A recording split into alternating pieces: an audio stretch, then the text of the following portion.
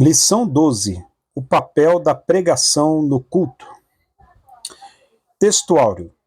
Que pregues a palavra, instes a tempo e fora de tempo, redarguas, repreendas, exortes com toda a longanimidade e doutrina. 2 Timóteo 4, verso 2. Verdade prática. Pregar a palavra de Deus é a sublime missão da igreja. É por intermédio do ministério da palavra que vidas são salvas, transformadas e edificadas. Leitura diária, segunda, Mateus 4, verso 23. A proclamação da palavra de Deus. Terça, Mateus 5, versos 1 e 2. A disposição em ensinar a palavra de Deus. Quarta, 1 Timóteo 4, verso 13. Perseverando em exortar com a palavra de Deus. Quinta, Atos 8, verso 5, pregando a Cristo em todo tempo e lugar. Sexta, Atos 2, verso 40, a pregação como resposta a uma geração sem Deus. E sábado, Atos 8, verso 35, as Escrituras como a base da pregação. Leitura bíblica em classe, 2 Timóteo 4, versos 1 ao 5. Conjuro-te, pois, diante de Deus e do Senhor Jesus Cristo, que há de julgar os vivos e os mortos na sua vinda e no seu reino, que pregues a palavra, instes a tempo e fora de tempo, redarguas, repreendas, exortes, com toda longanimidade e doutrina. Porque virá tempo em que não sofrerão a sã doutrina, mas, tendo comichão nos ouvidos, amontoarão para si doutores conforme as suas próprias concupiscências, e desviarão os ouvidos da verdade, voltando às fábulas. Mas tu, sê sóbrio em tudo, sofre as aflições, faze a obra de um evangelista, cumpre o teu ministério. Comentário, introdução. Nesta lição, veremos a importância da pregação bíblica, denominada também como Ministério da Palavra. Nesse aspecto, para refletir a glória de Deus, a pregação precisa manter o propósito para a qual foi estabelecida: revelar Deus e educar a igreja.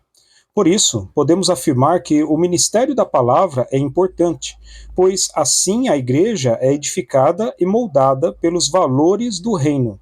Uma igreja em que a palavra de Deus não tem a primazia, tanto na ação evangelística quanto na discipuladora, é uma igreja fraca.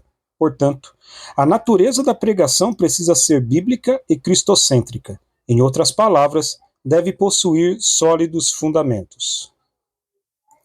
Tópico 1. Ministério da Palavra e seu propósito. Ponto 1. A pregação como proclamação.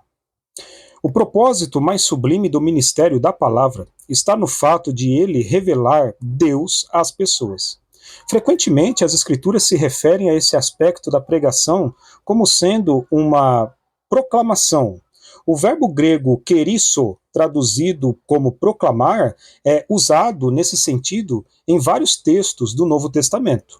Mateus 3:1, 4:23, Lucas 4:18, Atos 8:5, Romanos 10:8.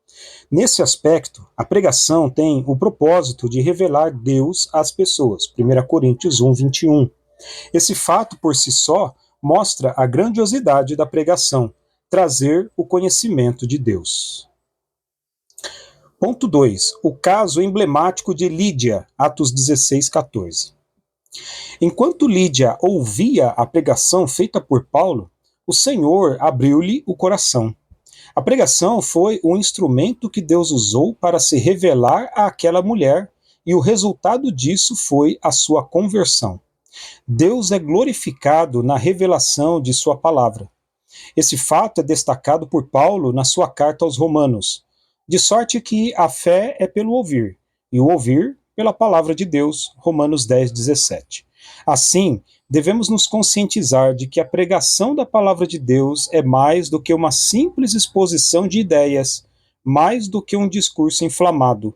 Ela é o canal pelo qual Deus se revela ao coração endurecido.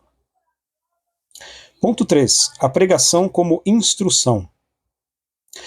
As pessoas que foram alcançadas pela proclamação da palavra precisam crescer e amadurecer no Evangelho, ou seja, necessitam ser discipuladas, instruídas. É significativo o fato de que o ministério de Jesus tenha o ensino como um dos fundamentos. E percorria Jesus toda a Galiléia, ensinando nas suas sinagogas. Mateus 4:23. No Sermão do Monte, Jesus também ensinava seus discípulos. Mateus 5:2. Assim também o apóstolo Paulo gastou grande parte de seu tempo ensinando os crentes. Atos 18:11. Paulo chegou mesmo a exigir de alguém que tivesse pretensão ministerial que fosse apto para ensinar. 1 Timóteo 3:2. Tudo isso mostra a importância do ministério do ensino e a responsabilidade de quem o exerce. Tópico 2. O ministério da palavra e sua importância. Ponto 1. A edificação da igreja. A palavra tem a importante função de edificar a igreja.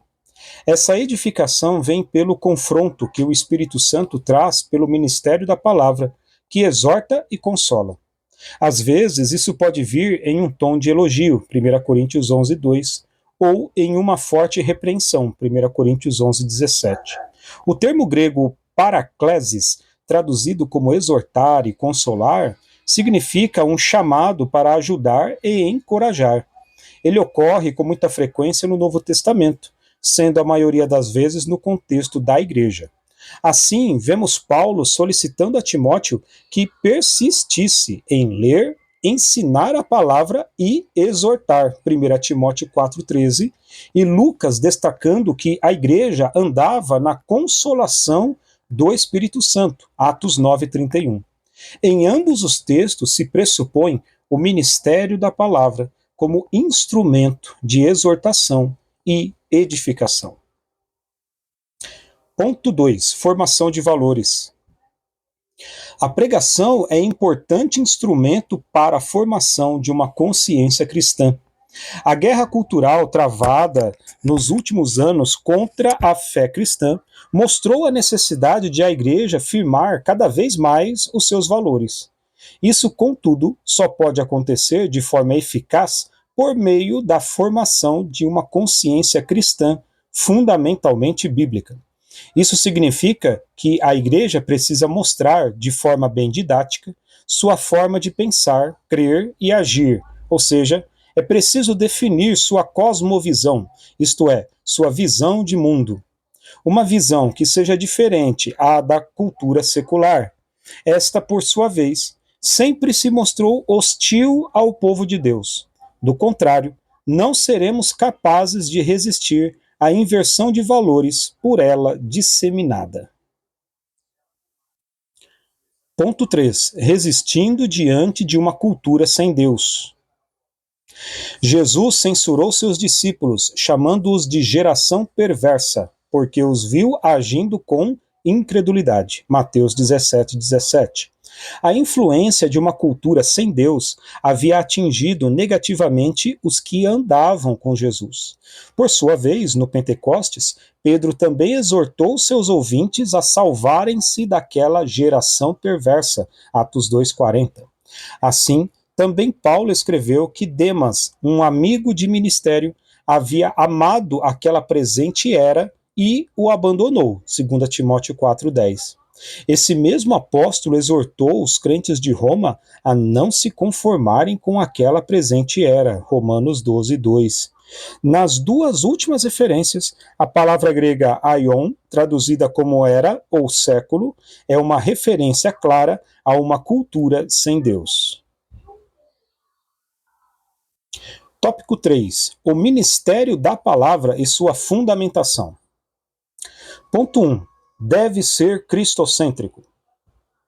A Bíblia diz que, descendo Filipe à cidade de Samaria, lhes pregava a Cristo. Atos 8:5. A pregação precisa ser cristocêntrica. Cristo é o centro da Bíblia, Lucas 24:27, o centro da mensagem dos profetas, indagando que tempo ou que ocasião de tempo o Espírito de Cristo, que estava neles, indicava anteriormente, testificando os sofrimentos que a Cristo haviam de vir e a glória que se lhes havia de seguir. 1 Pedro 1,11. Assim, o alvo da pregação é revelar Cristo. Apolo, por exemplo, era conhecido por sua eloquência e capacidade de mostrar que o Cristo prometido nas escrituras hebraicas era Jesus de Nazaré, porque com grande veemência convencia publicamente os judeus, mostrando pelas escrituras que Jesus era o Cristo. Atos 18, 28. Dizendo isso, precisamos destacar que a forma e os métodos usados para a exposição das escrituras são importantes. Contudo, o mais importante é a revelação do seu conteúdo, Cristo Jesus. Ponto 2. Deve ser bíblico. Vivemos em um tempo em que a pregação em muitos espaços virou um modismo. Parece que temos pregadores em demasia, mas o que se passa por pregação na maioria das vezes não o é. Na verdade, são mensagens de autoajuda com um verniz de pregação. Esse tipo de mensagem é atraente porque amacia o ego e geralmente consegue muitos seguidores nas redes sociais para quem se vale dessa técnica. Contudo, não são pregações de verdade, porque não há nelas uma exposição de um conteúdo bíblico. A ênfase está na performance, forma ou modo de se exibir a temática a ser abordada. O objetivo quase sempre é financeiro, Filipenses 3,19, 1 Timóteo 6,9. A doutrina do pecado, o apelo por uma vida separada do mundo e dedicada a Deus são esquecidos, 2 Coríntios 6,17. Essa modalidade de pregação opõe-se ao verdadeiro evangelho de Cristo. É uma mensagem sem cruz, Gálatas 6, 14 ao 16. Na verdade, esse tipo de pregação glorifica os homens que são amantes de si mesmos, 2 Timóteo 3, 1 ao 5. Conclusão. Após a exposição desta lição, constatamos que a Igreja precisa manter-se fiel ao ministério da palavra.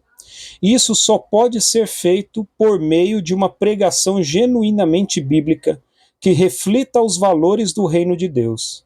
Para isso, não há atalhos.